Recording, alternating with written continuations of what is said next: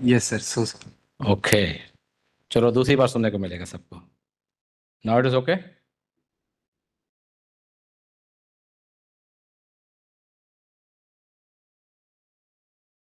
Okay, सादर नमस्कार, सुस्वागतम, अभिनंदन, केम छो, वणकम, सत श्री अकाल, Ram Ram, Radhe Radhe, a very good afternoon. आप सभी का पीआरएल के अमृत व्याख्यान के 13वें एपिसोड में स्वागत है, अभिनंदन है. I, Anil Bharadwaj, very warmly welcome you all to the 93rd episode of PRL Ka Amrit Vyakhyan.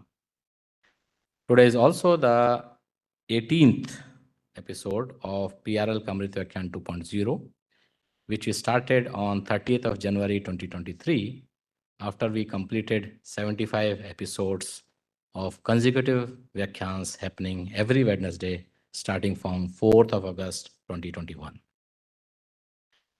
PRL Kamrit Vyakhyan is a part of celebration of PRL's Platinum Jubilee.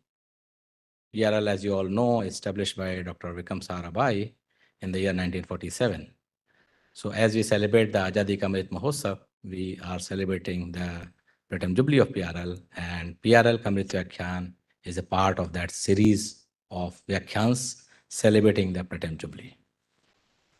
Today, that is 12th of June 2024, 4 p.m. Wednesday, we have yet another very distinguished Vyakhankarta with us, Dr. Dinesh K. Aswal, who is Director of Health, Safety and Environment Group at Bhava Atomic Research Center in Mumbai. And he is going to give us Vyakhyan on radiation, nuclear energy and environment.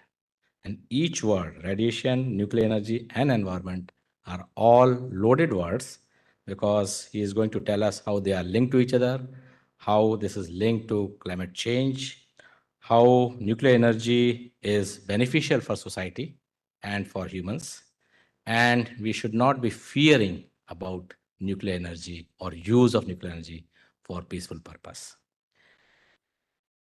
तो मैं अपनी ओर से और PRL की ओर से असवाल जी का बहुत बहुत शुक्रगुजार करता हूं कि वे आज हमारे बीच इस रामनाथन ऑडिटोरियम में मौजूद हैं अपने व्याख्यान के लिए, और उन्होंने सहर्ष हमारा अभिनंदन स्वीकार किया. And I would now request my colleague, Professor Pallam Raju, to introduce our Vyakhyankarta to the audience in the Ramanathan Auditorium, as well as those who have joined us live on the PRL YouTube channel. Over to you, Professor Pallam Raju.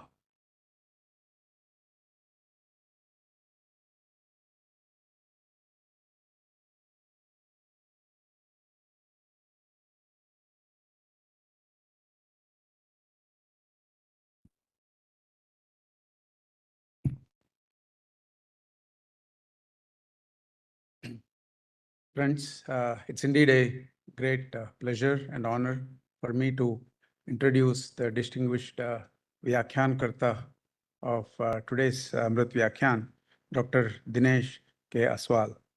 He is an internationally acclaimed scientist, a science administrator, and a science diplomat. He is a senior member of Trombay Council, the apex decision-making body of BARC, and holds several key positions as Director of Health, Safety and Environment Group, Associate Director, Medical Group, and Director, National Radiation Emergency Response.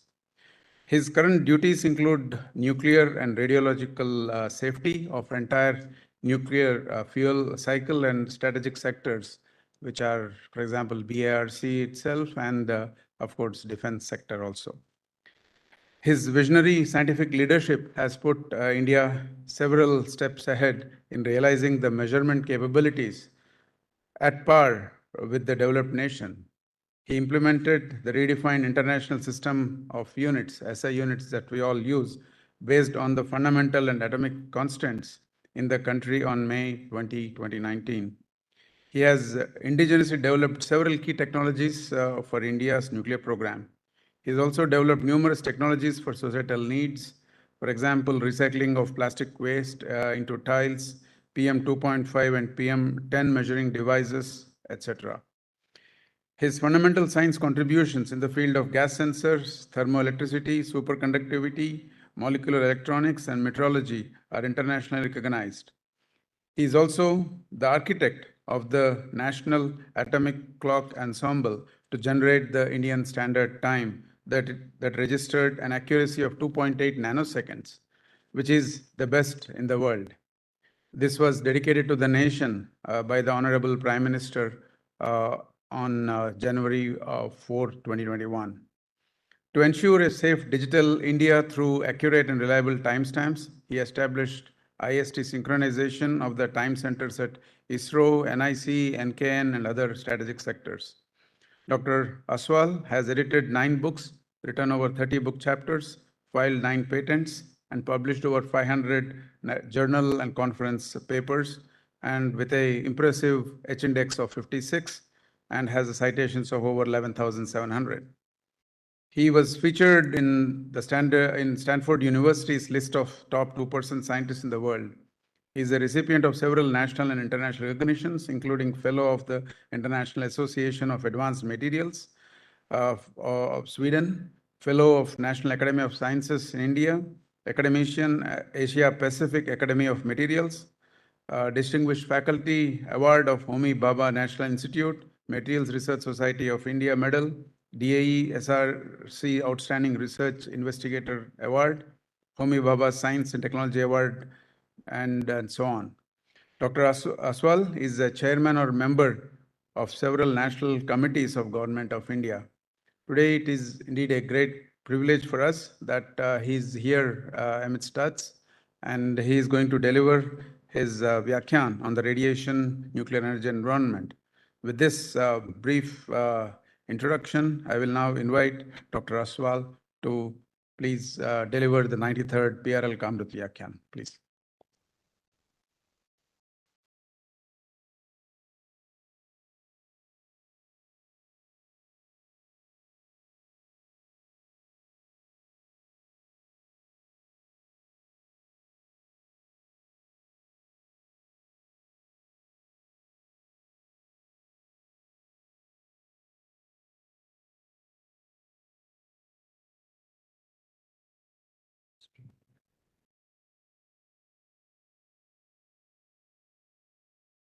Very good afternoon to all of you.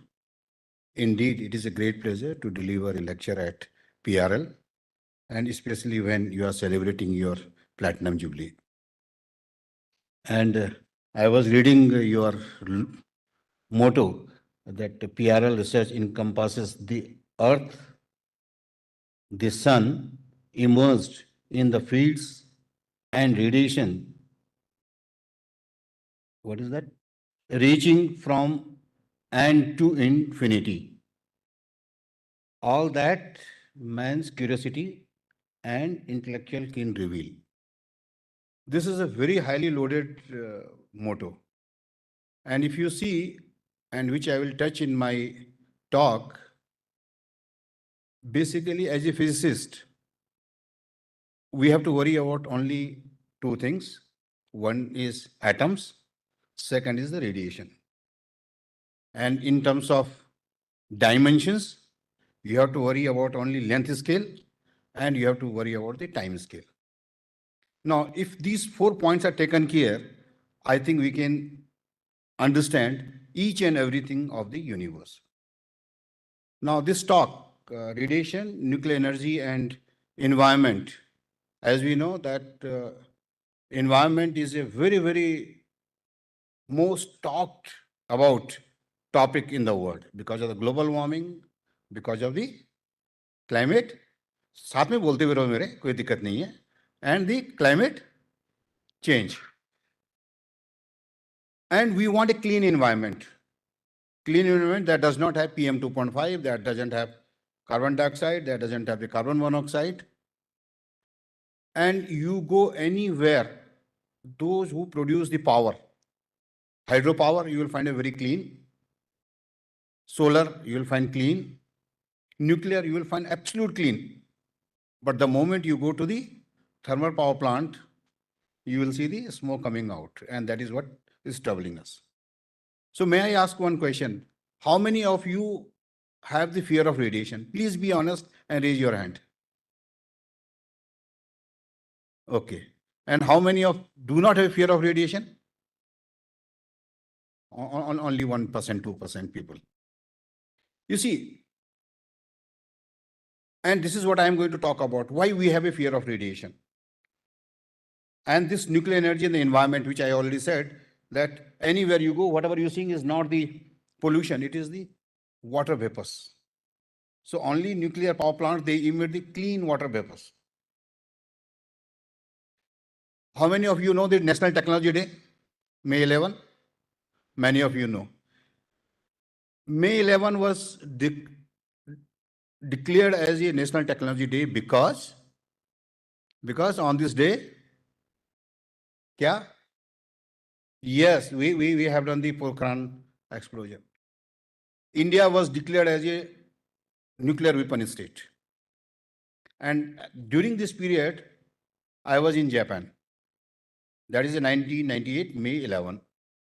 So in the month of, prior to that, January, February, and 1 year ago, people used to ask me, are you from India? You know, a question. And when this happened, trust me, everybody, are you from India? You see, the one test that was done in the Pokhran, that not only made ourselves proud, but that also shook the entire world, saying that India as a power has emerged. Most important thing about is that everything is by and large indigenized. सब कुछ आत्मनिर्भर था. So Atmanirbharta we have got in the nuclear energy state, we have got in the space domain as well. And that is the classic example. If you are looking to become a developed nation by 2047, हमको हर जगह आत्मनिर्भर बनना पड़ेगा. And that is where the role and responsibility of the particular scientific community, it becomes very, very important. अब जब हम radiation की बात करते हैं, लेट मी टेल यू, जैसे आपके मोटो में लिखा हुआ है कि we are immersed in the radiation and magnetic field. If you go from radio wave to microwave to infrared to visible, ultraviolet, X-rays and gamma rays, it is all available by nature. It is given everything by the nature. Imagine करो आपके पास अगर microwave नहीं है तो क्या होता? क्या होता है? ना खाना बनता है, आपकी जो मोबाइल कम्युनिकेशंस हैं, विजुअल लाइट नहीं होती, क्या होता है? हम आप देख रहे होते आपस में एक दूसरे को, नॉट पॉसिबल. अल्ट्रावायलेट नहीं होते. You see, ultraviolet is so important to form the vitamin D in our body. जिन कंट्रीज में यूवी नहीं आती है, वहां पे न्यू बॉर्न बेबीज को हल्का से यूवी का शाइन किया जाता है. So UV is so important. Now, if there is no X-rays, what would have happened? हाँ, हम लोग आज से ज़्यादा आदमी लोग फिजिकली हैंडीकैप कैटेगरी में होते हैं, क्योंकि some point of time this or that, either we have met accident or we have done X-ray or we have got internal disease. और जॉब के लिए तो मांगते ही हैं पहले कि आपको ट्यूबरक्लोसिस है कि नहीं है. So all that has been cured. Now the question is that if there was no gamma ray, what would have happened? कभी सोचा है? Gamma ray is omnipresent everywhere, and I can tell you, आप जब यहाँ बैठे हुए हैं अभी इस ऑडिटोरियम में, do you know per second how many gamma rays are passing through your body? Approximately. Any guess? आपका ही मोटो है कि we are immersed in the ocean of radiation, तो आपको पता होना चाहिए, it is roughly 1 lakh gamma photon per second. तो जब per second 1 lakh gamma photon they are passing through our body, what they are doing to us? तो ये सोचने वाली बात है, and with that I will discuss in this one. And most of the time what we talk about the sustainable development programs. What is sustainable development program? A development that meets the needs of the present without compromising the ability of future generations to meet their own needs. और United Nations के ये 17 sustainable development goals हैं. Everybody knows that. But if you want to have a sustainable development goals, you should have an economy and environment in balance. जैसे आपको लग रहा है यहाँ पे ये इकोनॉमी एंड एनवायरमेंट एकदम बैलेंस है. More over that, it should be accepted by the society. Now, what I am trying to say over here is nuclear energy is the thing which keeps the balance between economy and the ecology. It is a very good source of energy. It is very good to the environment. But it is not accepted in the environment because people have a fear of radiation, like you have raised your hand saying that there is a fear of radiation. And when I was the director of NPL, one of the most important things which I found was the synergy among the government, academia, industry, and society. Since our difference of opinion and level of measurements are different, their uncertainty is different. So this model, which is known as Aswal model, which was presented to me by the employees of NPL while I was leaving that place. And this is a book which we have edited, Metrology for Inclusive Growth of India. That shows that all these four organs, the government, academia, industry, and society, they should have the right sense of measurements.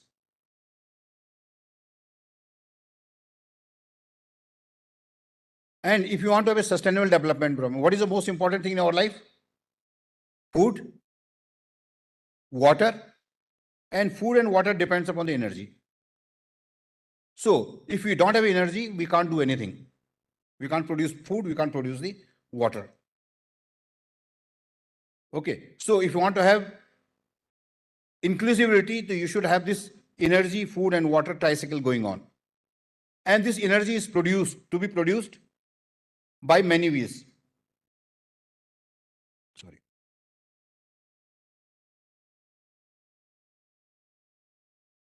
So one of the things is that if you want to see a country to become a developed nation, what is most important? Human Development Index. Have you heard of Human Development Index? Yes. SDI is composed of three things. That is health, education, and living standard. And if you see the close to 1 and above 0.9, it is Germany, US, Norway, and Ireland. India is roughly 0.55. And if you see the x-axis, it depends upon what? Per capita primary power consumption. So per capita, more you consume the power, you are likely to have the more HDI. Because your health, education, living standard all depends upon the amount of power we consume per capita. So if India has to have the developed nation, our SDI has to go to 0.9 and above. It means for that, we should spend at least 5 kilowatt per person power. Now, if you want to consume more power, means what? We have to produce more power. So if you see the worldwide, there are two pie charts on left side and one right side.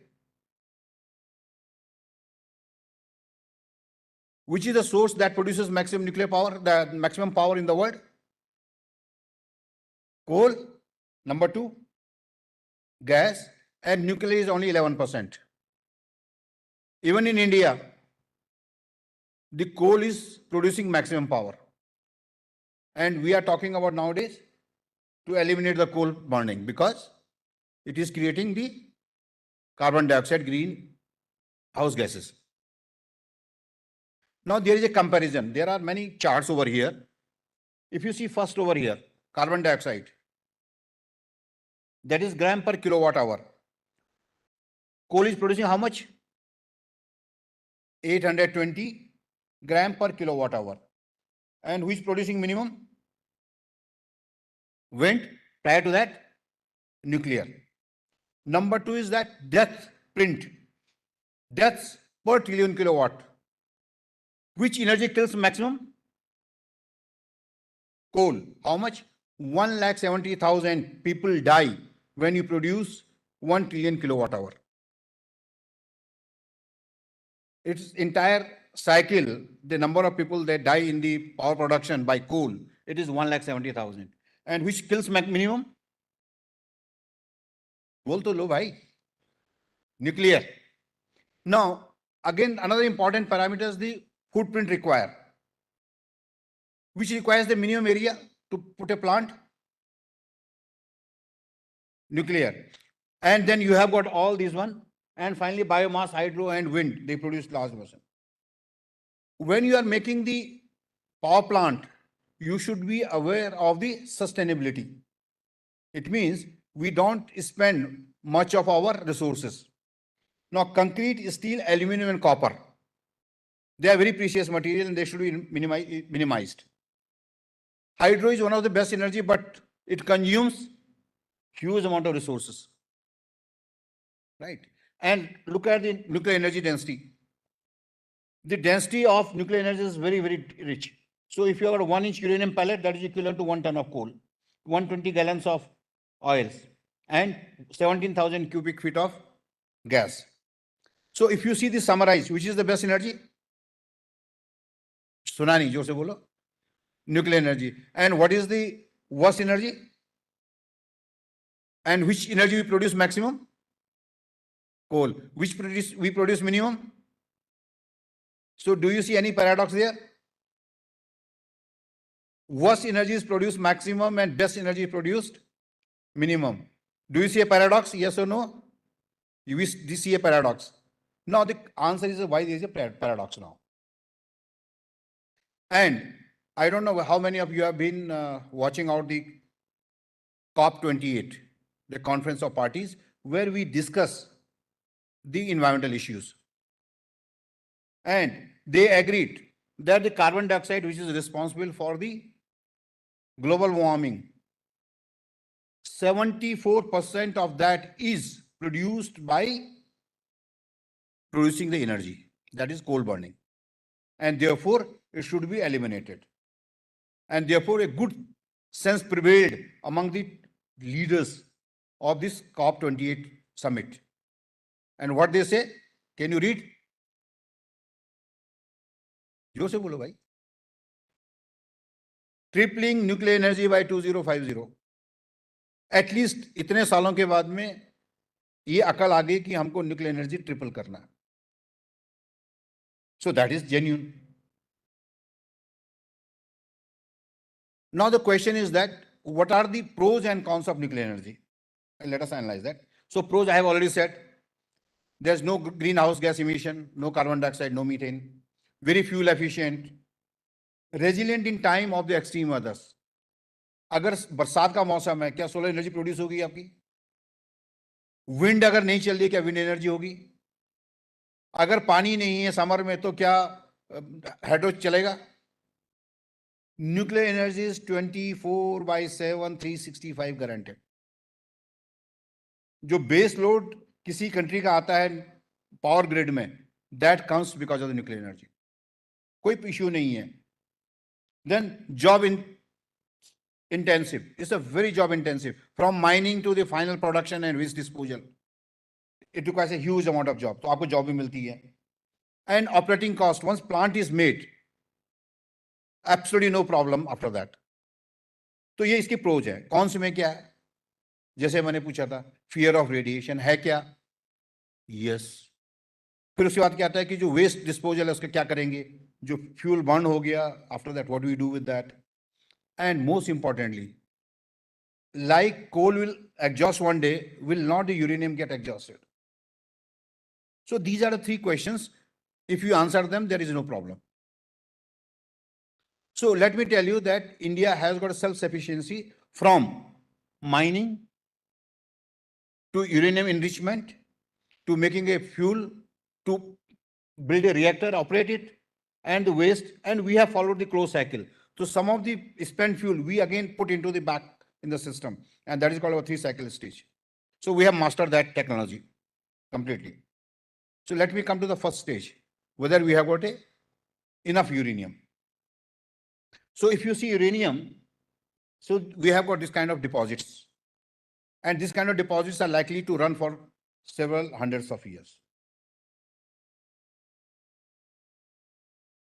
one of the problem which is faced by the common public because of fear of radiation, when we take this rock, we eliminate, we remove the uranium. Whatever is remaining, we put into the uranium tailing. And people are scared of this tailing. And because of the fear of radiation, wrong stories are propagated in the media. For example, one of the journalists stated a false story that Jadugada, the nuclear graveyard. And when I contacted this journalist personally, I asked that whether this boy which they have shown is from the Jadugada or not. They didn't have any answer. So I myself have gone to this tailing along with our radiation monitors, and we found that there is hardly any radiation. You see, typically when you take a ore, when you take a rock, 65 milligram approximately in 1 kilogram is the level of uranium. Out of 65 gram, you extract roughly 63-64 milligrams. What is remaining? 1 to 2 milligram per kg. So which should be more radioactive? This tailing or the original material? Obviously original material. Now, on the other hand, if you see the country, where is the problem? देखा आपने sand mining का problem कितना बड़ा India के अंदर. You see, if the most important commodity in this country is today is sand. आपको building बनानी है, रोड बनाने हैं, पुल बनाने हैं, sand is required everywhere. And therefore, I don't know how many of you have gone to Hyderabad. There was a big mountain there, and they have made the grounded like this and converted into the sand. So instead of mountain, now you find a dip there. Similarly, there are now people, they say that stop sand mining because this is going to create another kind of environmental problem in the long run. So some solution need to be made for that. So what we have done is that we have used this tailing which is remaining there. We have made the bricks out of this, replace the partial sand of this. We made the house like this. And I have gone to Jadugada and asked the public, look at these bricks. These bricks have no radiation. They are stronger than your red bricks. We have made the houses. We can go and measure the radiation level. And when they got convinced with this one, next day the entire media, they wrote very positive about this milling. So one thing about is that radiation does not occur in the tailings of the uranium ponds. Now the second question comes, whatever we are mining, one day it will get finished. What we do? So the answer for that is like China is doing. Our sea has got 3 ppb of radiation, 3 parts per billion of radiation. And they have put up this kind of machines where they put those absorbents, they are basically metal organic networks, and they selectively absorb your uranium. So if you can remove this sea uranium, it is going to be supporting the entire globe for another several thousands of years. So there won't be any problem of electricity in the world if we tap the uranium. Second question which comes, are your reactors safe? So we have recently done a study. These are the dot points where we have got nuclear reactors. And each of the reactor is surrounded by our environmental monitoring laboratory. And we have measured the radiation dose. It has not changed at all. So this findings from 20 years study clearly showed that our nuclear reactors are very safe. And when this article was published, it was taken hand to hand by the leading newspapers like Times of India and the Hindu. And Hindu clearly wrote, no reason to worry. Third comes the waste. You see, radioactive material is nothing but a source of radiation. And the source of radiation is nothing but source of energy. So recently what we have done, you might have heard of that. In Chandrayaan 3, we have put up the RTU. And the RTU consistently gives you radiation and that heats your platform so that it can elevate your temperature. The another example is this RU109 plate that is used for the eye cancer treatment. So all these are extracted from the waste. So you can extract many of these isotopes and you can use for various purposes. Now coming to the nuclear power, I just said that nuclear power is very safe. It is sustainable, but we have to work little more R&D, particularly when you want to remove the uranium from the seawater. Now nuclear power, who is producing how much? Who produces maximum? United States, then France, then China, Russia, and then that time it was the UK. And these 5 countries are the permanent member of United Nations Security Council. So the veto-powered people, they produce maximum nuclear energy. That is known. Right? So we should understand that when the veto-powered nation, they produce maximum nuclear energy, then why there was a fear of radiation? So is this fear of radiation genuine or it is artificially created? So we have to understand that. So as I said, we are made of Panchatattva, air, earth, fire, water, and sky, Akash. Akash, in my opinion, is nothing but the radiation. And radiation impinges upon every second, and there are about 1 lakh photons per second. They fall on our body. Recently, we have done the G20 summit. And in G20 summit, it is very important to ensure that this venue is radiologically safe. And as the leader of BRC, we have conducted this one. One of the things that we have got a kind of globe here, where it is written the Basdev Kutumbakam, and that was the G20 logo. As you know that you are working in the PRL, we are looking at the space mission. If you see our Earth, and this is a solar system, we have got trillions of stars, and one of them is small Earth. And if you see human being, myself over here, I am also made of trillions of cells. And each cell is made of trillions of atoms, and inside that we have got a typical cell which has got a nucleus. Now, if you see the volume of nucleus, it is of the order of femtoliter, and the cell is of the order of picoliter. And each cell every day performs several 10,000s of chemical reactions.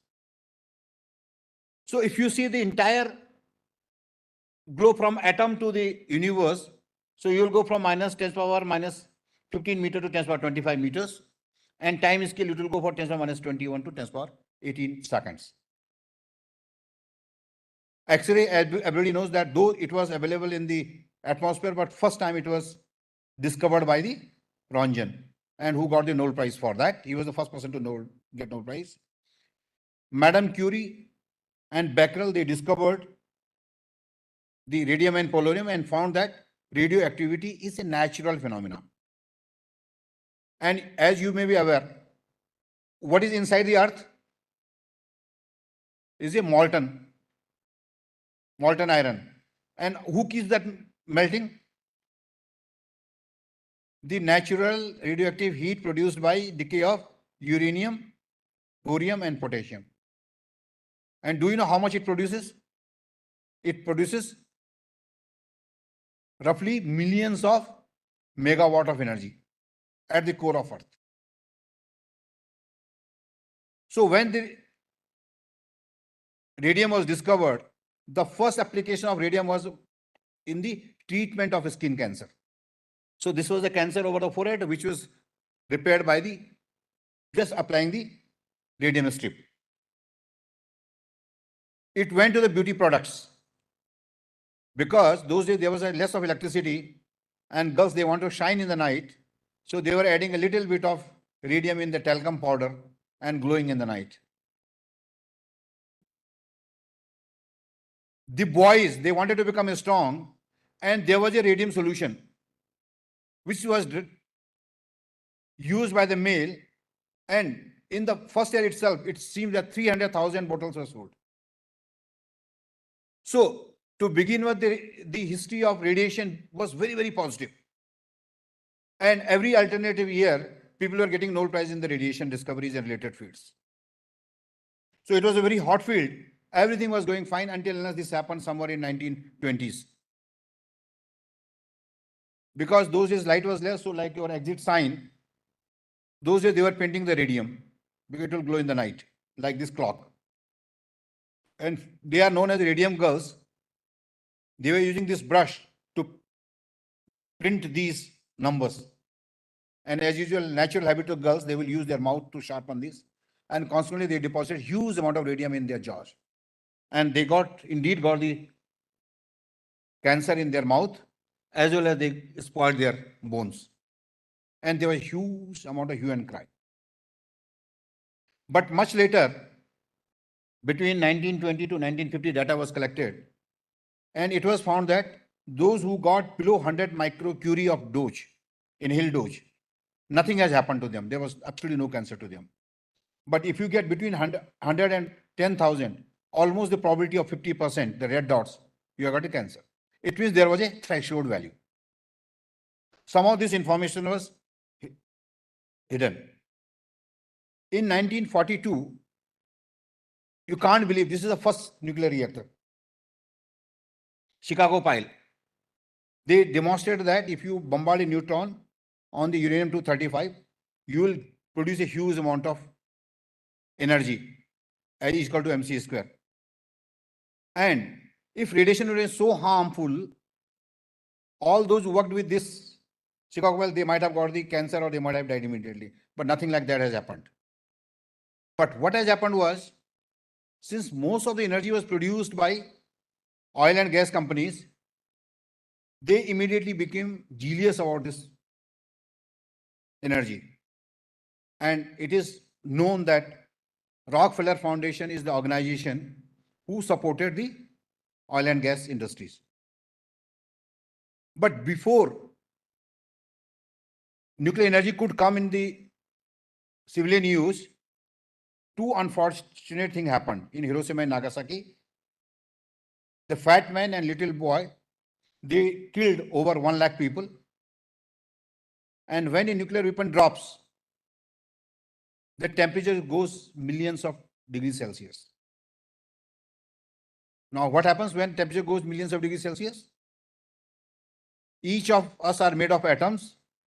When very high temperature goes up, we all will go back to the atoms, and therefore you find this kind of mushroom. So whatever came in and out, they were evaporated into the atoms.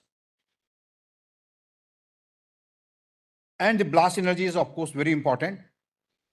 Third thing was the ionizing radiation. Ionizing radiation is known, but ionizing radiation attenuates in the atmosphere very fast. So everything was dicey, that whether ionizing radiation is causing damage or not. But something very different happened in the global science scenario. The gentleman which you are seeing over here is Hermann Muller. He was a geneticist, and he was doing experimental dose of a fruit fly.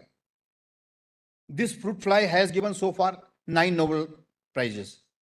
And somebody who works on the ionizing radiation fruit fly, I'm sure that 10th Nobel Prize is going to come. What he did was, initially, he was doing a very low doses, radiation dose at very low doses. What happens to the living wood which are exposed 24/7 by ionizing radiation? Unfortunately, he could not find any evidence what is happening, and therefore he started at very high doses, 80 million times the background dose. And somehow he could publish a science paper, 66, 1927, 87, this one, and he said that genetic modification by X-ray radiation. He said there is genetic modification. Remember, till that time, the concept of genetics was known, but what are genes, where they are located, was unknown. This science paper all of a sudden gets the Nobel Prize in 1946, immediately after the World War, not that Hiroshima and Nagasaki bomb dropping. And 1943, Ernest Casimir found that there is a threshold. Below a threshold, nothing happens. But while receiving the Nobel Prize, Hermann Muller made a false statement. He said that there is no threshold. He said that whatever I am talking about, it should be extrapolated to a single radiation. So a threshold model was converted to a linear no threshold model. It means any single photon is responsible for your genetic disorder or cancer. He not only stopped over there, he went one step ahead. Now imagine if you get a Nobel Prize and the Time magazine takes your interview. So this is the gist of the what he spoke. Remember that time there was no civilian nuclear energy in 1946. All the reactor came around 50s or so. So what he writes, when the atomic age really gets rolling, with atomic power plants producing much of the world's energy, the level of radiation will rise. People living near the plants will get more gamma rays through their gonads, private parts. Whether this will be good or bad is not at all clear. In Washington last week, small blue-eyed Dr. Muller, glowing with the stimulation of his newly won Nobel Prize, gave a pessimistic interview.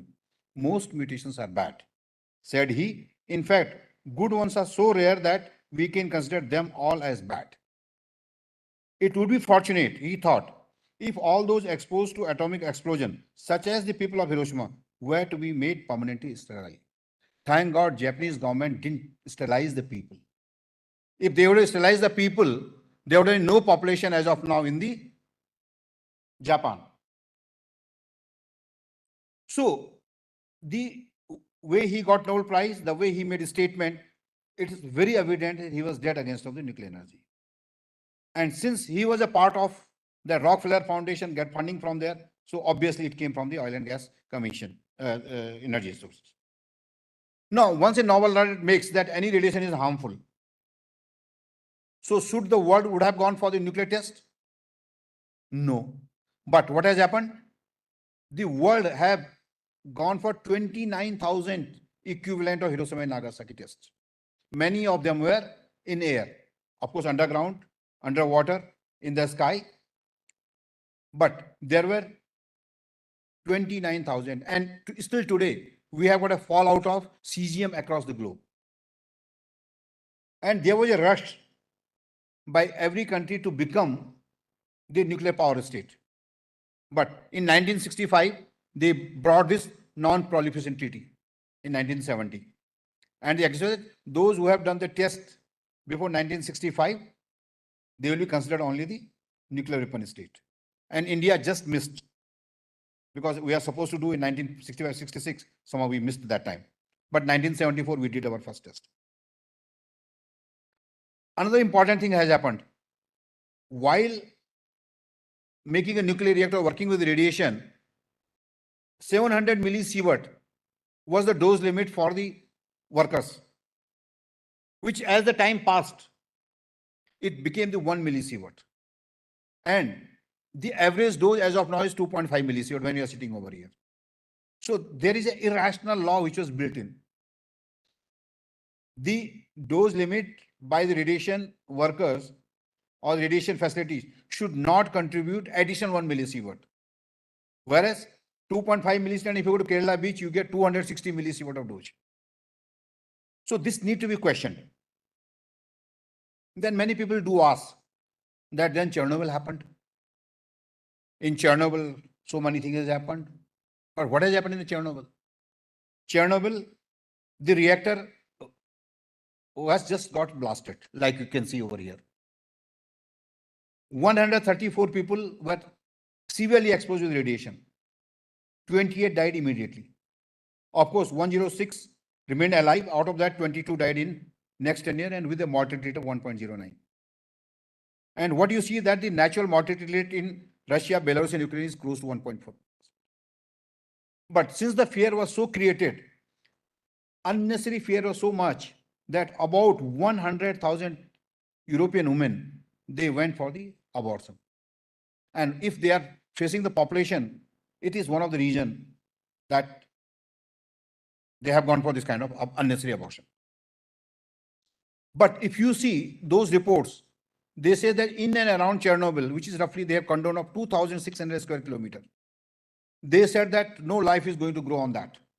They estimated roughly 40,000 deaths, 30 to 40,000 deaths. None of those predictions became true. They say that so many cancer cases will happen. None of the prediction became correct. But on the contrary, today the entire area is very, very good biodiversity. And one of the reasons is that because there is no human being. One of the most interesting story that has happened is this is the ground zero where the accident took place.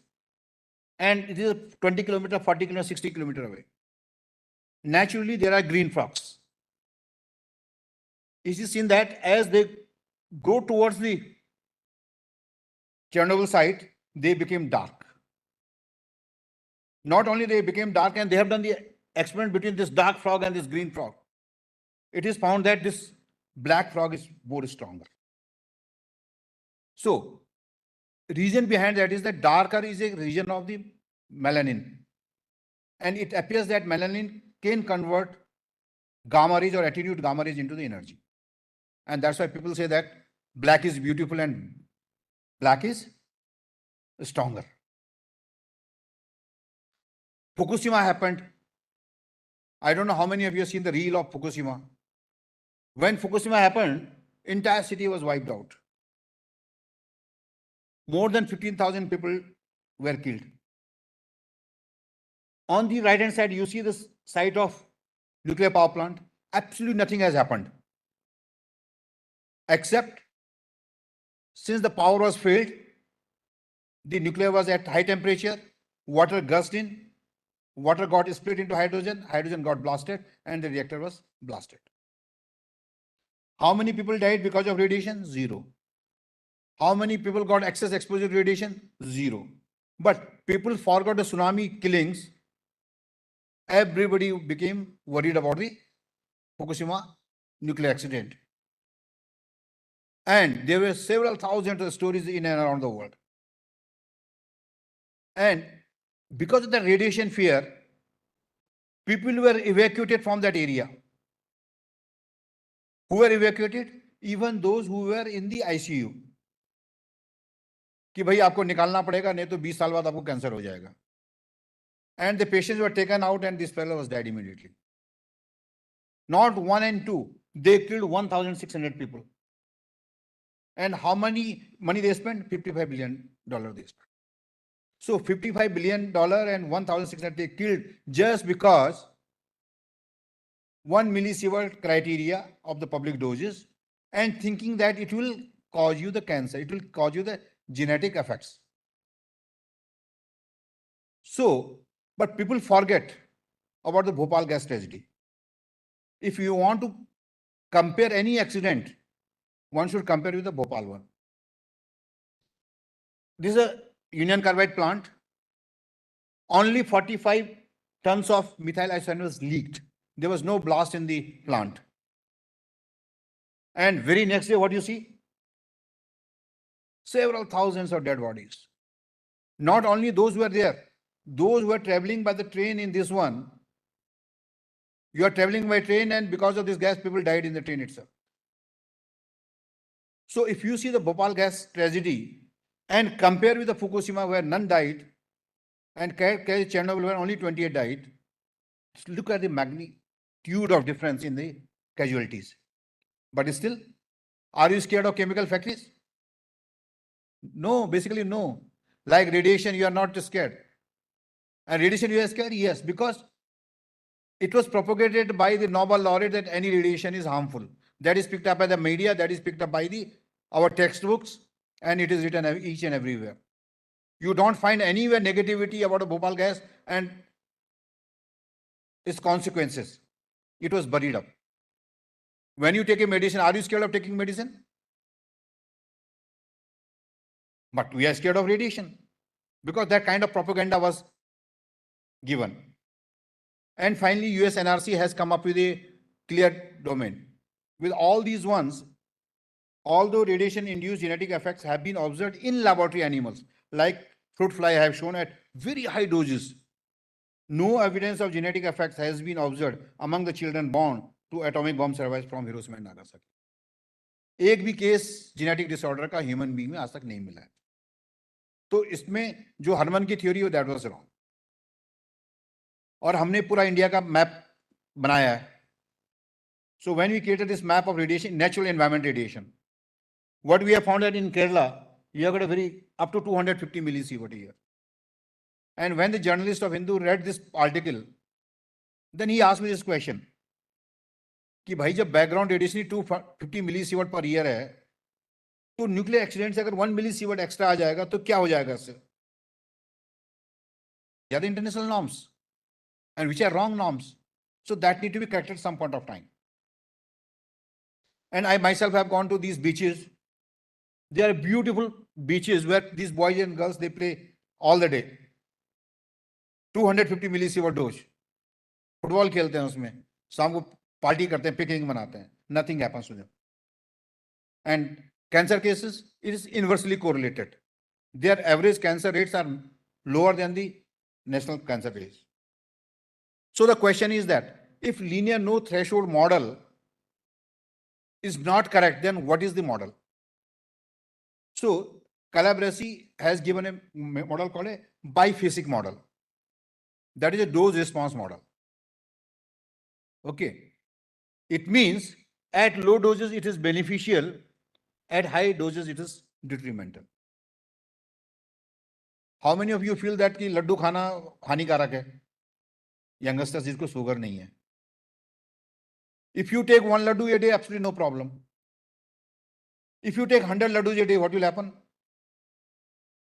सोच लो आप. तो same is with the radiation. At low doses it is beneficial, at high doses it is bad. And how many of you take a homeopathy medicine? Homeopathy medicine. लेते हैं कोई लोग? नहीं. And when you take homeopathy medicine, when you increase the potency, what do you do? You dilute it. So more you dilute, more potency it increases and more effective it works. And the explanation of that is in the biphasic relationship. Suppose I have got the pimples on my face, and that has happened exactly with my daughter. When she has that pimples coming, I went to homeopathy doctor.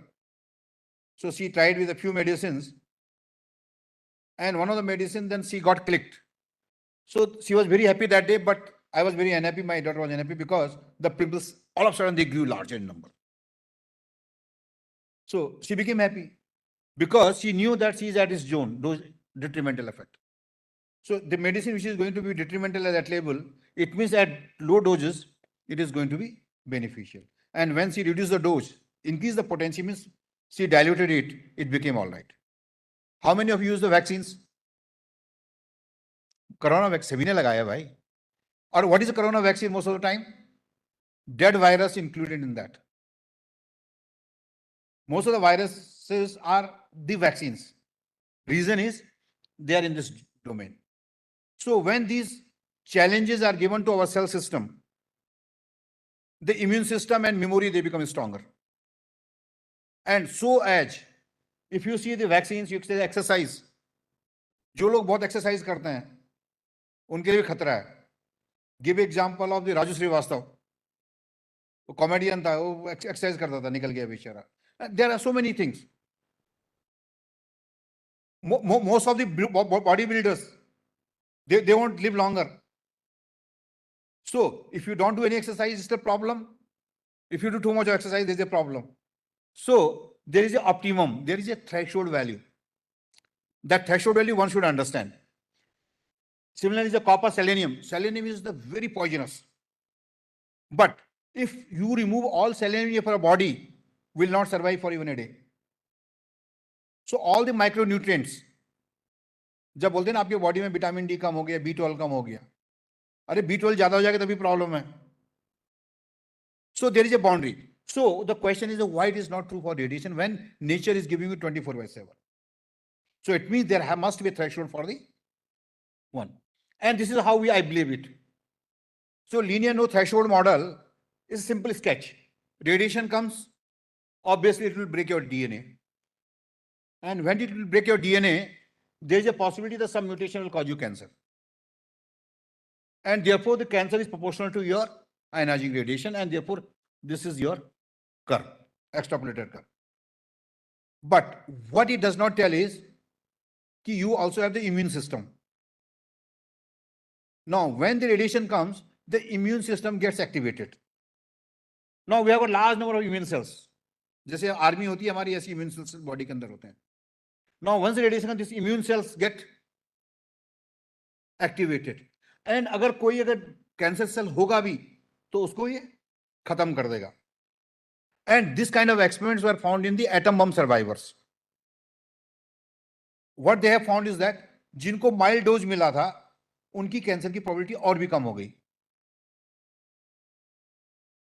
Now, when we talk about the cancer, I will tell you who is the number one cancer cause. Diet. आप जो खाना खाते हैं, that is going to give you see, only one thing that can kill you is your food.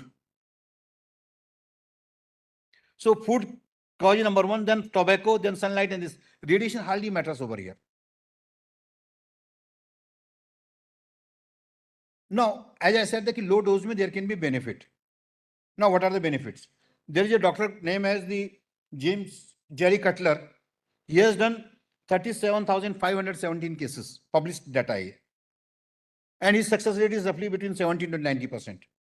For example, you have got autoimmune disease, जैसे arthritis है.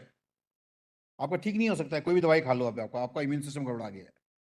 So only through radiation it does it. And therefore, people in Brazil, they take this sand, monazite sand like our Kerala. They go with this equipment and they see कितना dose लगाना है आपको. आप dose आके आपका immune system ठीक हो जाता है. Germany, those who have got Waden, this is a cave where you get the dose 10 millisieverts, 30 millisieverts a year. And recently there was an interview of a person who became 100 years old. And he was going there for last 60 years. And he's still very young. So what I was saying that for each of the micronutrient in biological system, there is an optimum window. Aapka blood pressure, optimum. Sugar level, optimum. Anything you talk about in our body, that is optimum level.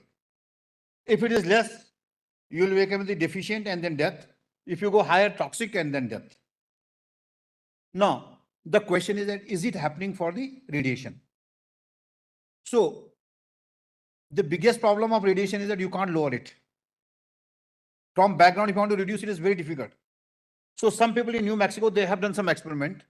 They have gone deep underground, they have shielded all the environmental radiation, and they try to grow these cells there, biological cells. And what they have found that the moment your background is lower by 2 degrees, these cells do not grow. And the moment you give them some radiation to it, they become very growthful. It means life needs some radiation. And what should be higher band? So most of us have gone to the 481 astronauts have gone to the space now, including Rakesh Sharma ji. And I had one-to-one talk with Rakesh Sharma ji, and he was saying that I was scared, but now no more scary of the radiation. They have got roughly 100 to 1500 millisievert of dose. And there is a paper in the scientific report, they say that it is a contra-positive argument. The cancer cases in those astronauts is lower than the normal population. It means radiation is saving. And how many of you know the Buzz Aldrin? सुना है Buzz Aldrin का? और Neil Armstrong का? सबने सुना है. Buzz Aldrin was second person to go. And last year Buzz Aldrin became 93-year-old last year. Not only he became 93-year-old, he also got married 4th time. So if you want to get married at 90 plus, please get some small doses. So basically at low doses, so we have published a very beautiful article. You must read this article if you have interest in biology. What we have done is that we have collected all the literature of the low doses who have done the experiment. What our finding says that at low level, it is like a vaccine. It is like your tonic. It improves your immune system. But high doses, obviously, it is dangerous.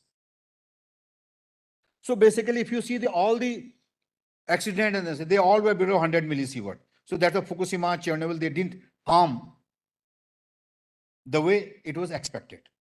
The harm came because we have put up a limit of 1 millisievert. And therefore, we started evacuating people, this and that. That created a lot of problem. So this ionizing radiation, it is still a big question. And in PRL, you must understand that because you are immersed in radiation. You see, there are large number of scientific articles written in 1930s, 40s. What is happening? Why this radiation? What it is causing to us? What is the origin of life?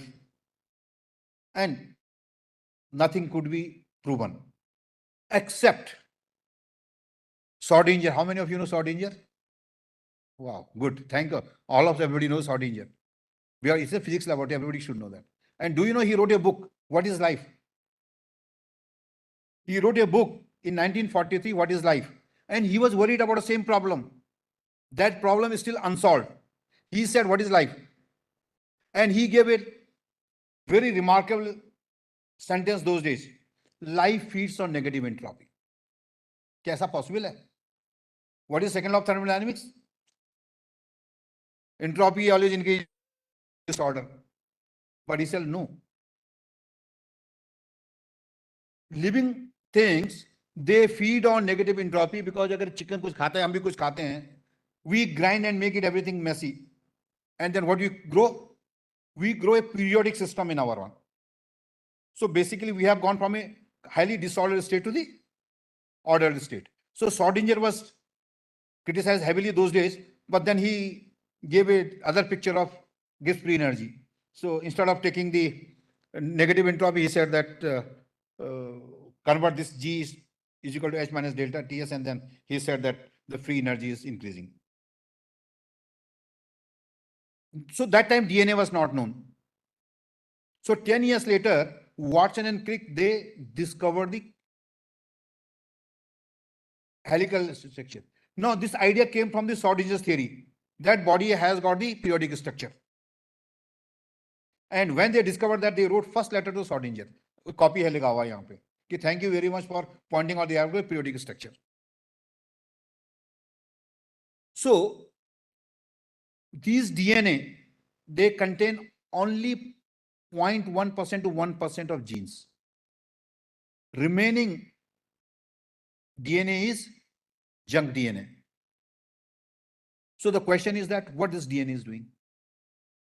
In a cell, which is a picoliter volume, if you unwind a chromosome, it will become 2 meters long. So remember, a 2 meter long DNA has only genes encrypted only at 0.1 to 1%. So now people are asking what this long optical fiber like genes is doing to our body. And therefore, there are many theories now. It seems that they are producing the biophotons. You see, remember, if any chemical reaction has to take place, chemical reaction takes place only when they are in the ionized form.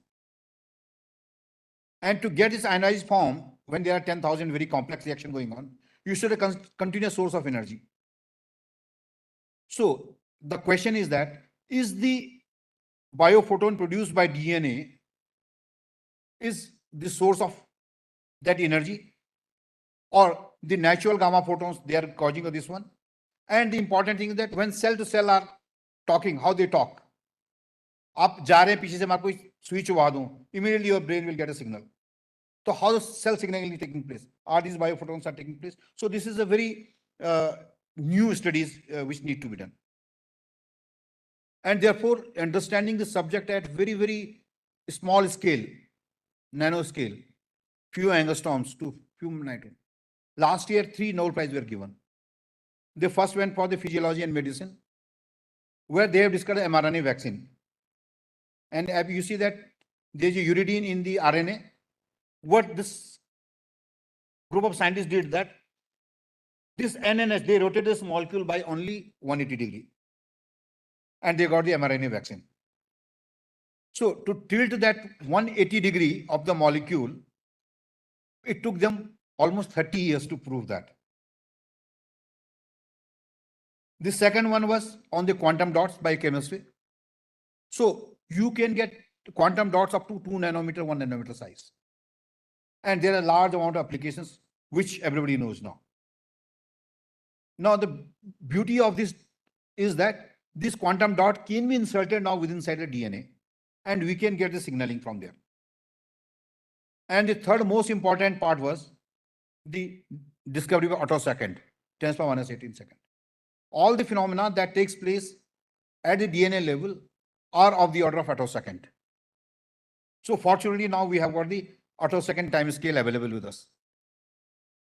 So, as I said, the chromosome, if you uncoil it, it will become a long fiber. Now, in order to understand what genes, where are the genes, and what this optic fiber is doing inside our body, whether they are emitting the biophoton, this is the matter of future research. But fortunately, now we have got all the three ingredients.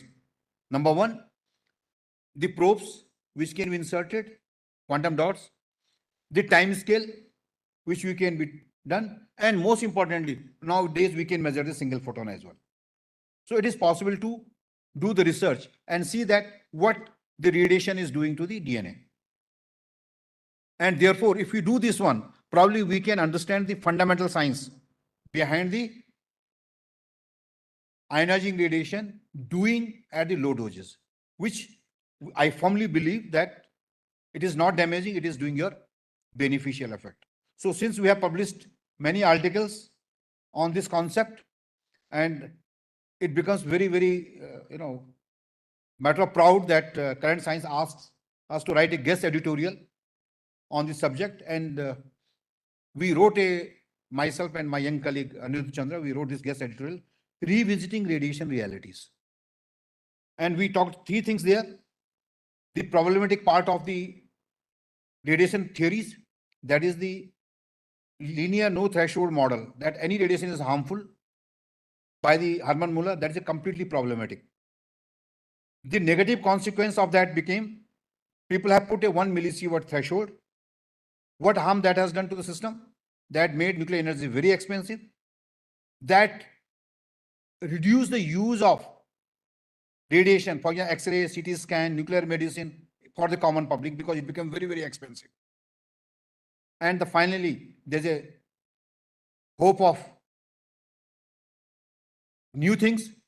That is, if we implement the quantum dots inserted in the DNA, if we can attosecond, and we can see that what the DNA is doing to the cell systems, which we feel that doing a positive, if we discover that, probably there is going to be not only new science, but we are going to change this paradigm where the threshold will be changed from 1 millisievert to 100 millisievert, and this radiation will be used by each and everybody. And since they are one of the best ever diagnostic techniques, the PET scan and MRI together can tell you what is happening inside your body. So before a disease comes to you, you can diagnose it well in advance and you can start the curing. And I'm sure that the longevity of the human being will go many years if these radiation laws are changed. With this, thank you very much.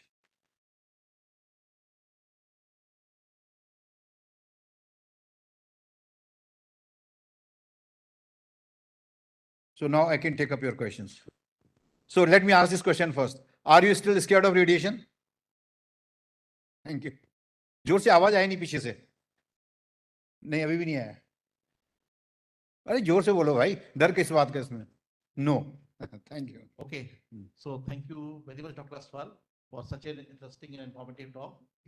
To successfully convince us that radiations are not bad when they are in optimum limit. And we as a nation should go for more and more nuclear power plants. And you also inspired some of us to get more radiation to do fourth marriage after 90 plus. So, At least go to the beaches of Kerala and enjoy those sands. okay, so I'm sure there will be many questions. So what we'll do first, we will ask the question from here from the auditorium, and then we will take the question from YouTube. Yeah. So now people can ask questions.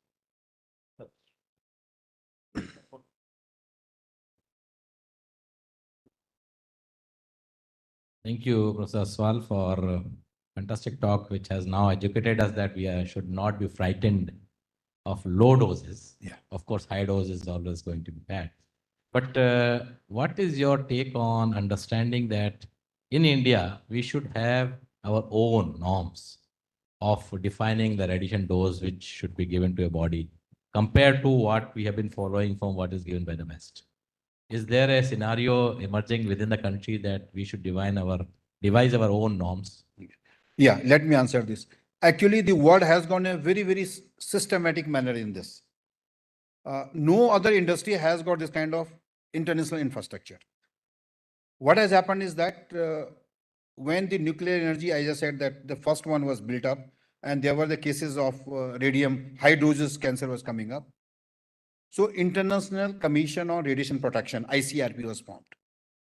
And International Commission on Radiation Protection, ICRP, is a NGO, fully funded by the Rockefeller Foundation. Okay. Now they started creating a panic in the media, in the public.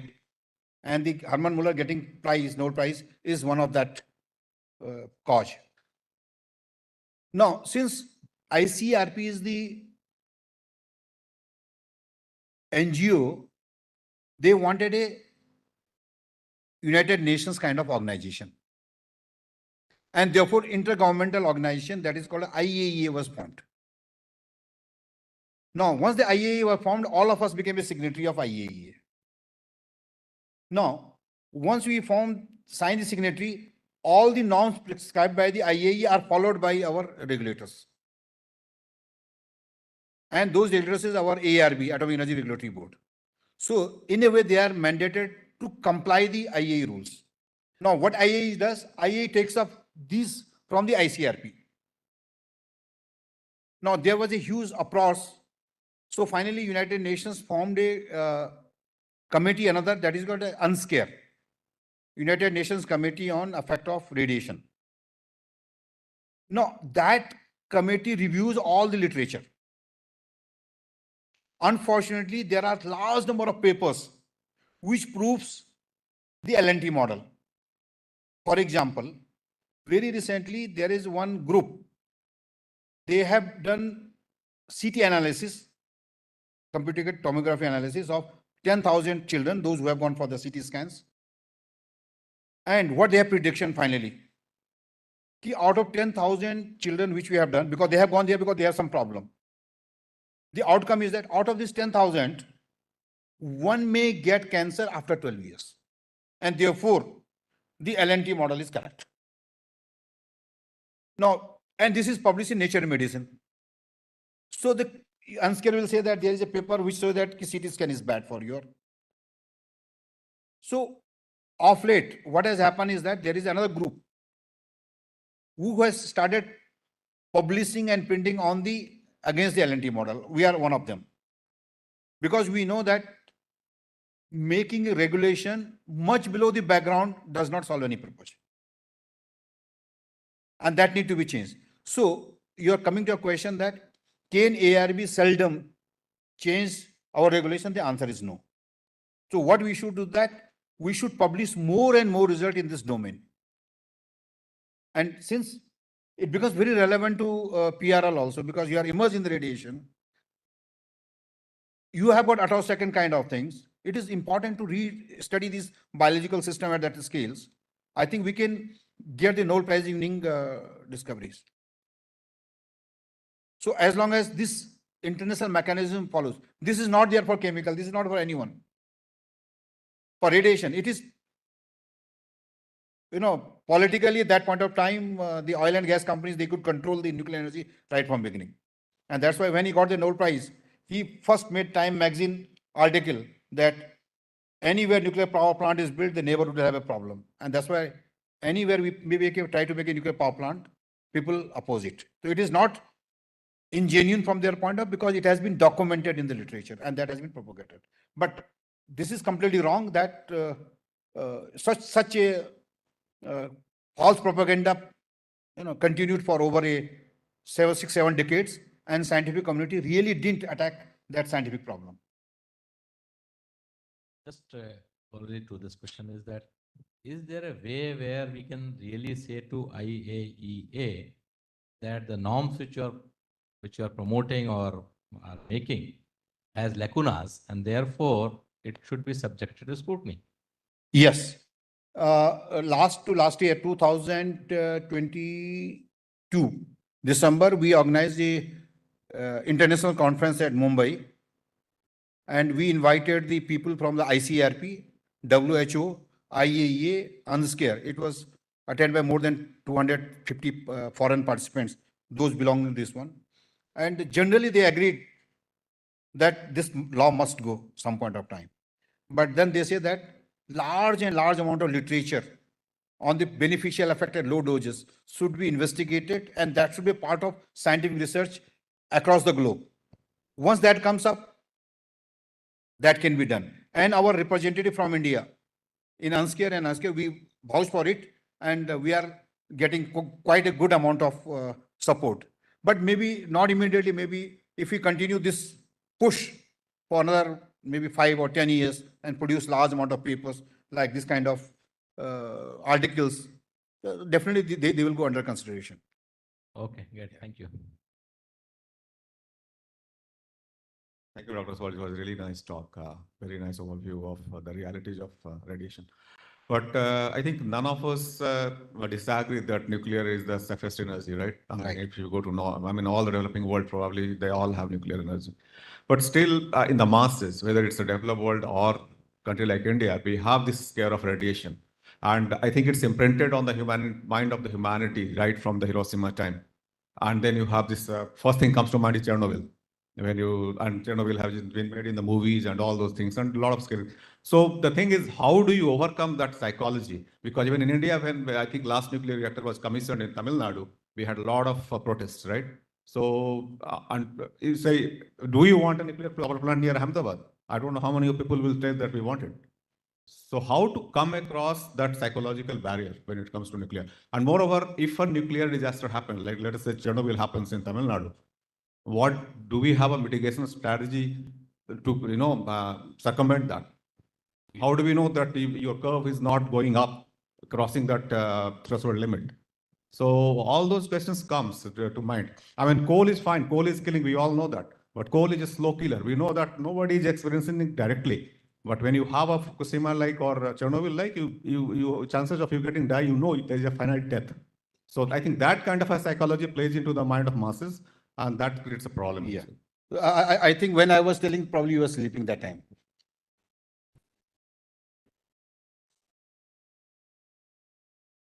You see, I gave this example of Chernobyl. I gave a quantification.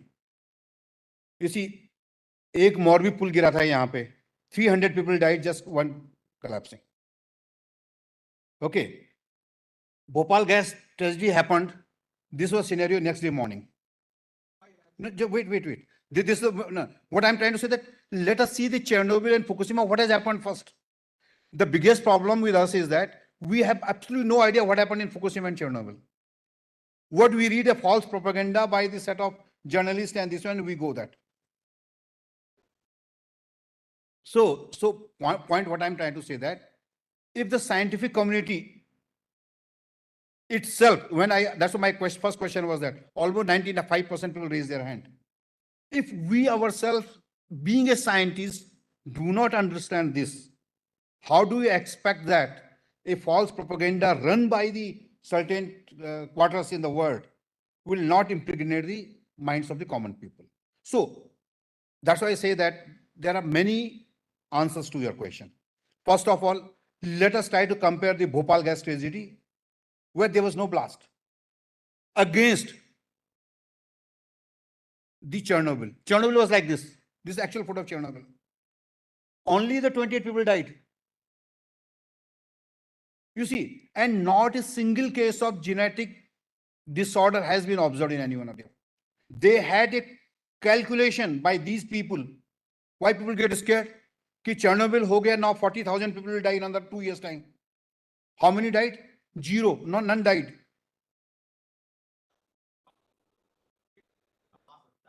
So like I am giving a lecture, you also give this kind of lectures. You take my PPT and deliver it. That is one way.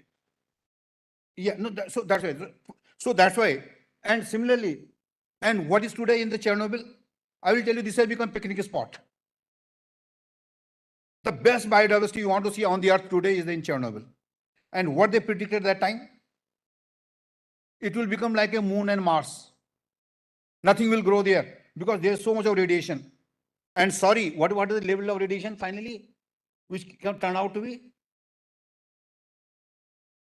Chernobyl maximum went to 200 millisievert, maximum at the site.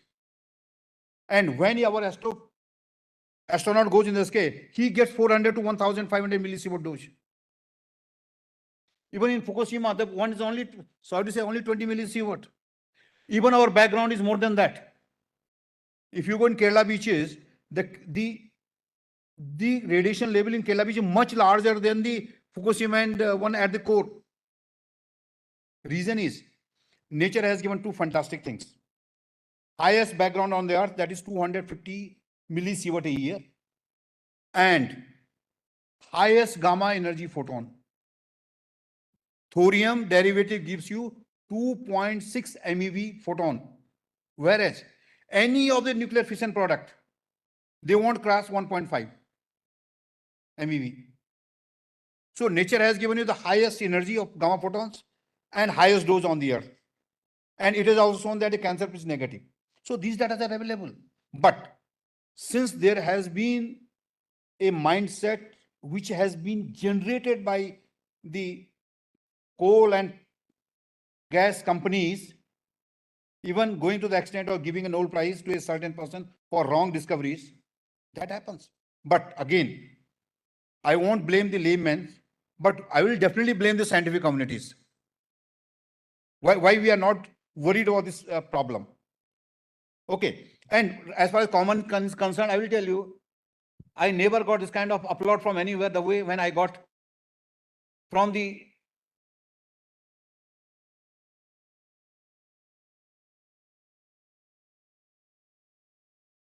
media of the Jadugura. You see, I will tell you, because of the fear, this tailing, वो जो निकालने के बाद जो बच जाता है उसको जमा करते हैं, and we were putting under security, saying that कि बहुत dangerous है. अब कहाँ रेडिएशन है? तो निकाल तो दिया आपने पूरा रेडिएशन इसमें से. And today, you know what is there? Now we are safeguarding it because people have realized this is useful material. उसका चोरी हो रहा है अभी.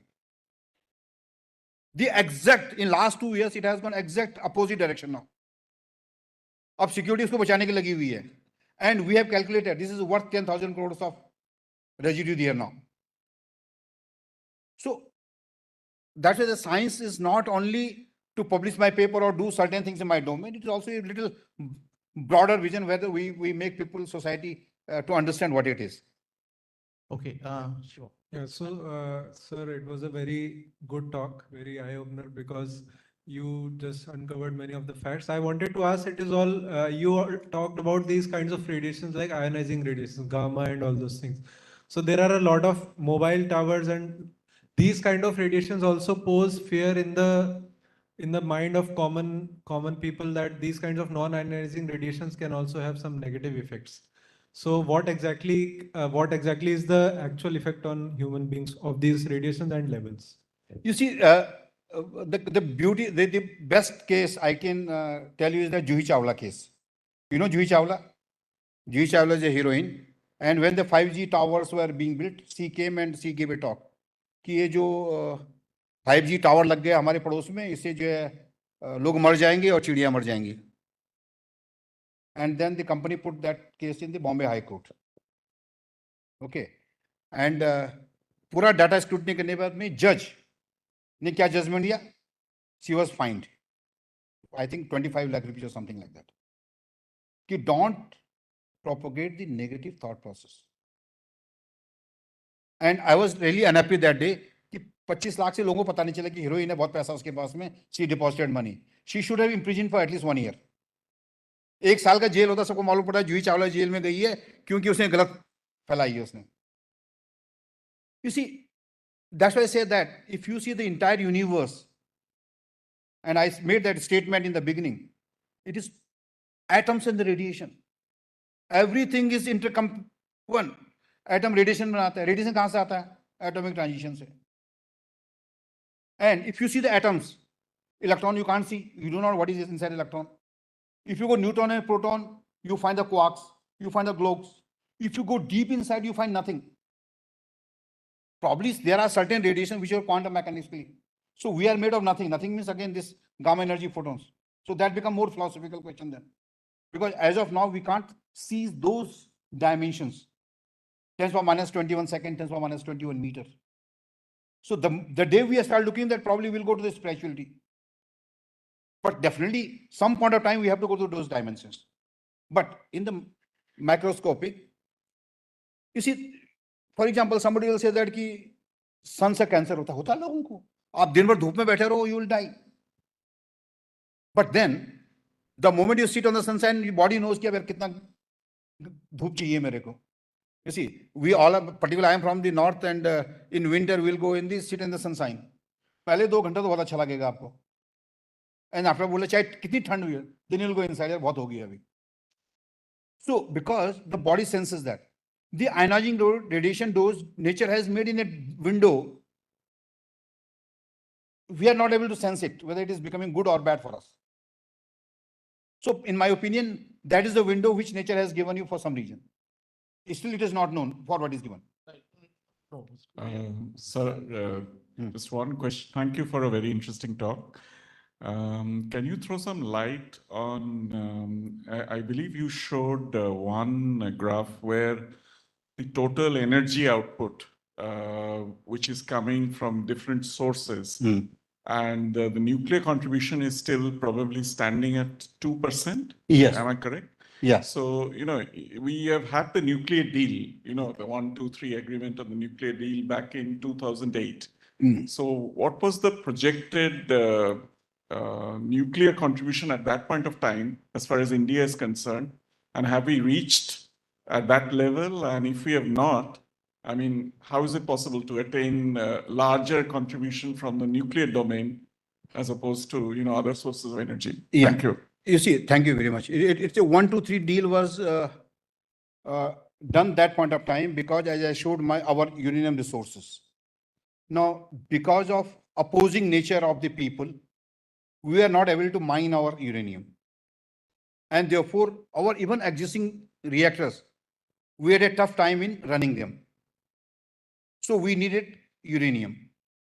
Now, to get the uranium from the foreign supply, because you know that in Australia, in Kazakhstan, they are abundantly rich in uranium. So in order to come into the nuclear fuel cycle group, we needed the amendment of the 123. Now that 123 amendment took place because by 1998 we were the power. If that was not done, probably nobody would have talked to us. So what that has done is that has ensured the uranium supply in the country. And I'm glad that all our reactors are running almost their full capacity now. Okay, so that is the advantage it has done. Now, what we are expecting is that the many foreign companies will come and they will install the reactors here, like in Jaitapur, France was doing. Westinghouse was planning to do. Unfortunately, Westinghouse bankrupted, so uska to beda hi par ho gaya. Okay, Jaitapur mein we could not procure the land because of the opposition from the local people. Still, we are struggling to get that land. So one of the reasons is that probably we are not that vocal the way we are vocal now, giving all the data and facts and say that where the science has gone wrong and what should be done. And public slowly has started understanding that. When I published that paper, it came in Times of India. One of the blog which is written by some West Bengal person, he wrote that beautiful. आपको जाएंगे तो मिलेगा आपको blog वहाँ पे भी. उसने ये लिखा था कि Calcutta was the richest GDP earner for the country during the pre-independence. And we lagged behind. One of the reasons is that we don't have any nuclear power. And therefore, the nuclear power should be produced. You see, nuclear power advantage is that it is 24/7 uninterrupted. And that gives you the power for your manufacturing or for all the set which I have said. So, your question is that now we are coming out of that. You see, it's a tough, because let us not disregard the nuclear weapon program. Okay. So people do still confuse between the why I would allow somebody to become the more stronger than me. So there is a tight rope between the two, and hopefully some point of time it will be resolved. But as far as the uh, uh, plus point of that, that we have come under the safeguard, nuclear safeguard under IAEA. Okay. So any fuel comes, it is under their safeguard, and they watch it. Okay. So there is no problem. So that mechanism has already been established, and I hope that in future 2% will increase or not, but absolute amount is going to increase, because India is in need of power all the time. So coal is not going to vanish immediately. The hydro will keep on continue. The solar and wind keep on continue. The hydrogen will come on continue. But definitely we need to increase all the energies. Okay. Yeah, thank you, Dr. Aswal, for this nice insight and removing a lot of this, whatever these rumors about this radiation and all these things. I have a different question. See, so far, whatever discussion you have related to nuclear fission. So, but there is another thing is parallelly going on, that this how to control this nuclear fusion and get the energy from that. So what is the current status of the research within India as well as outside India about the nuclear fusion? How to what level this scientists achieve the controlling this fusion reactions? Okay. Yeah, I can give you. You see, sun has been producing the energy all the time by fusion. So that happened probably several billions and billions of years ago. So still we are not able to master that nature's law. But as you know that we have got ITER at France, where India is also a member. In even Ahmedabad itself, we have got ITER India. The project is going in right direction, but slow, because it is a obviously very complex technology. The ITER India has contributed 10,000 crore worth equipment to the ITER program, and all of them, I'm happy, and Ahmedabad should be happy for that. All of them are manufactured in and around Ahmedabad.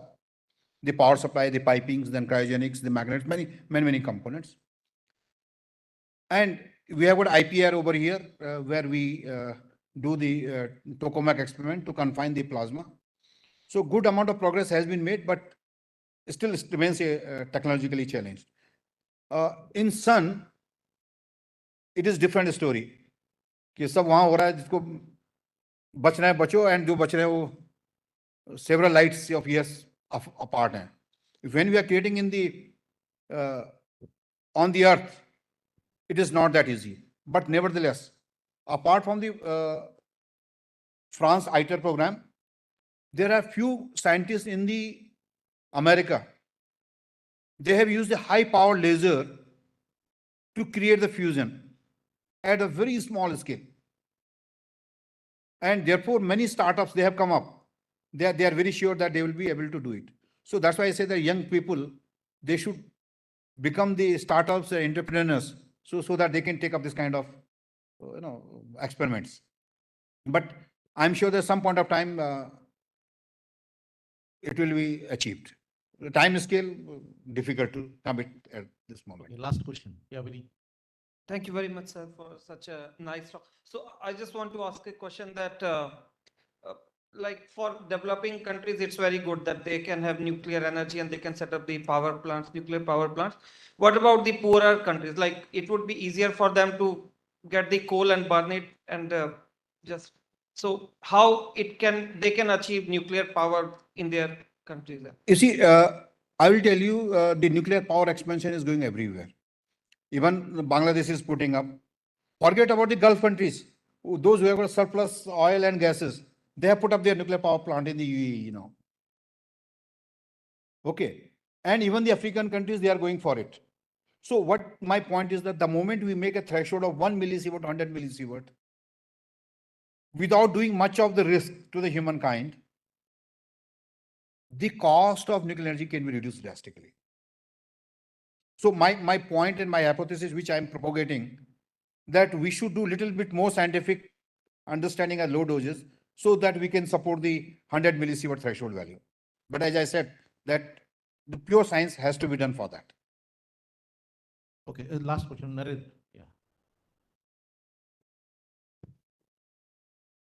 Sir, how do you compare the trajectory in the way solar energy has been increased and this nuclear energy? Because at least with nuclear, you said that there is fear of radiation, but even solar energy, which was much safer, and many regions of the world could have exploited it in much better way. So how do you see that? Why even that is not becoming a major source? You see, first of all, you should understand the solar energy has got intermittency. Solar will give you energy only when there is a sunlight. So in a day, what is a good period of time? Very small window. 10 बजे से लेके 3-4 बजे तक. And that is also not the uniform. Right? In winter, that goes bad. So in India, we have installed 125 gigawatt of solar powers. In 2014, it was only 5 gigawatt. So 2014 to 2024, we have installed more than 120 gigawatt install capacity. But if you see how much power they are producing, very less. Because the efficiency factor for solar power comes very, very low. And what we are generating will be generating huge amount of waste, which we do not know how to deal with that. The electronic waste coming from the solar panel is going to be a big problem. It seems that already we have created 35,000 tons of solar waste. And if you dump them, as you know that solar panels have got the heavy metals in it. So what will happen is slowly they will leach out. So you will get antimony and other kind of soil contamination. Okay. So how clean, how good solar is difficult to say. And we have been blessed because most of the solar cells we got from China. And when we produce the solar panels, essentially what we do, we take a silica, sand lete hain, silica ko we reduce it at very high temperature. We make a silicon. Again, silicon ka crystal dough karte hain 1000 degrees Celsius pe. So it's a huge power consuming affair. You see, India could not produce the single crystals of silicon. One of the reason is that you require a captive power of 200 megawatt at your end. 24/7 to produce the single crystal, you need that kind of power. India, we didn't have that power, so we could not produce that. That's one of the reasons for that. So solar capacity per factor is very less. And so is the wind power. Okay. Okay. Thank you very much, Dr. Aswal. Last question. Somebody else. Okay. Yeah. ठीक है. So, Yeah. पूछ लो कोई बात नहीं. Want to raise this detection this limit to 100 millisievert. Yeah, but science should be done for Yeah, that. so the developing this all the developed world, like all the France, America. I mean, there are lots of papers being published showing that 100 millisievert is safe enough, right? But they are still. Why do you think they want to keep this at 1 millisievert? Actually, they are keeping it 1 millisievert, but a new game has started. You might have heard of the small modular reactors. Okay. Now they say that small modular reactors are 300 megawatt reactors. And they are saying that since they are small, our 220 are big reactors, they are 300 megawatt, small modular reactors are small. Now what they are saying that these small reactors, they will not even require the regulatory regime. So what they want to say that they will produce this energy, small modular reactor, and they will be beyond the regulatory regime. It means forget 100 millisievert. There won't be any limit to them. So it is a fast changing dynamics economically. And there is no wonder that when the SMR technology becomes mature by developed nation, they will remove it out of regulation. okay. So thank you again, Dr. Aswal, for giving such a nice talk and answering all the questions. Yeah. So can we, Thank you. So now I request our director to, as a token of our appreciation.